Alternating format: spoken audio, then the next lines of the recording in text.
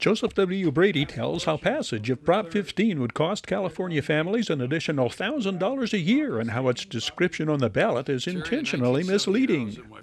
Terry, in 1978, I was in my first year as a senior at Cal Poly in San Luis Obispo, and I didn't have a worry in the world, didn't even know what Prop 13 was, didn't care about it, didn't buy my first, piece of real estate until, the early 90s in Santa Barbara, and I still didn't understand what Prop 13 was. And, so I think that, the business that we're in, and for all commercial, industrial, office, land brokers, this I think if there were one issue that could really drive people out of the state of California, ultimately, it could be the reversal of this.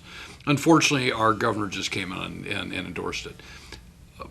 Fortunately, former Governor Jerry Brown, I was not a huge fan of his, told the legislature many years ago that there was one thing in the state you never wanted to unwind, and that was Prop 13. So this is, it's called Prop 15. It's really the unwinding of Prop 13. So it's called split roll. And the split roll is to separate out commercial, industrial, office, and land from residential. There are three groups behind this that are funding it. The CTA, the California Teachers Association, okay, the SIAU, or we call them the blue, I think they call them the purple coats. And they're a very, very strong union. But third, and I mean, I'm incredibly disappointed in this, and this is going to shock you. The Zuckerberg Foundation. Yes, the Zuckerberg, with Facebook, they're behind this. Now, why would Zuckerberg be putting this kind of money in, okay? To get it on the ballot was only $17 million.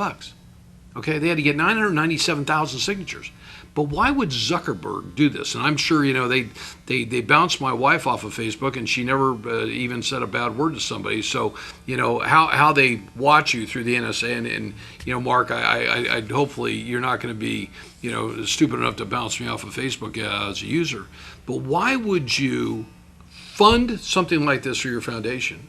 Go to Nashville, Tennessee, buy a big chunk of ground, and start grading recently on an $800 million office project for your employees. Are those the employees that don't want to stay in California anymore, can't stand staying in California, can't stand the politics, and here you're spending this kind of money? So, enough of that. Terry, at the end of the day, this is a tax. This is a serious tax that they anticipate will create anywhere from $6 to $12 billion. Now, the state office that takes a look at all these measures, okay, anticipates there be somewhere between 85 and I think 115,000 jobs lost. I believe it was Cal State Berkeley also did a study that said 80 to 120,000 jobs were lost. We recently had a discussion at Victoria Valley Community College. I'm board president there. I'm proud to be board president. We had a discussion, and one of my trustee friends, a great friend, was saying, well, Joe, but if the monies are going to come back and intended to go to schools, so 40% are supposed to go to schools of this tax and 60% are supposed to go to cities. Terry, there's no definition of where the money's going to go. What they've done in Sacramento is said, well, this is how much community colleges can get, but they don't know where it's supposed to go. It's not for class reduction size. It's not for remodeling and repainting and resourcing, nothing. The cities don't know. I'll tell you what I've read. I've followed this thing for the last 20 years. The monies intended, I think, are intended to balance the pensions of these cities and school districts. I mean, I being a part of Victoria Valley College, I see the liability. But at the end of the day, when you have like CalPERS, okay, CalPERS is the largest pension system in the world. Do you know that they believe that that the value of commercial real estate in California will go down 5 to 7% based on this tax going on in, okay, 5 to 7%. That is a significant amount. And then when you look at all the different groups that are behind it, so here's some great ones, okay? Al Sharpton Foundation. What does Al Sharpton's Foundation and commercial real estate have in common? Because Al Sharpton's Foundation, as well as most of the chapters of the NAACP, have come to realize that this tax is going to have a huge impact on the African American community, on the Hispanic community, on the farm community. That's what they have figured out. So Willie Brown is advocating no on 15. What this is going to do to the state, it'll impact 643,000 buildings. So every building that impacts with the taxes that have to go, where are they going to go? It's going to impact the person who buys gas for that building where the gas station was, the food that they get, the grocery stores that they go to. There's nobody that's not going to get hit by this. They anticipate that the average family of four, just the average family of four in California, will pay $1,000 more out of their pocket a year by voting for this. So the unions are saying, well, we need this $12 billion. No, they don't need $12 billion. What they need to do is go back and figure out how to spend their money more wisely.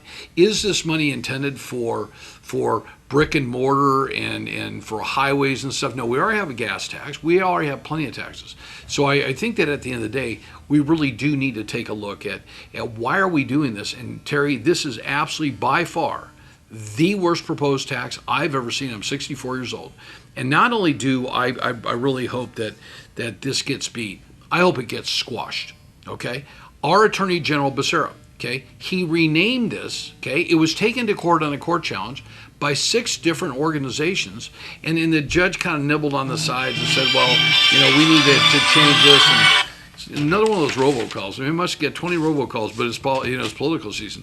Why Becerra would do this? But there's only been two attorney generals ever in the state's history.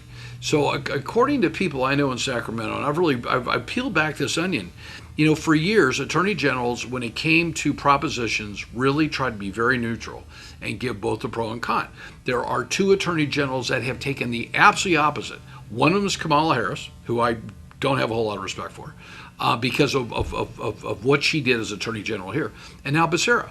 So he worded this in such a way to give their group an advantage. But this is one of those propositions that we really do need to take a look at. And I strongly encourage a no vote. I'm proud to be president of the Bradco Companies in Victorville, California. We're a full-service brokerage company down here. We work with a lot of brokers within all of Southern California. And this is something that impacts all of us. This will impact our daily lives and how we live, work, and play. So.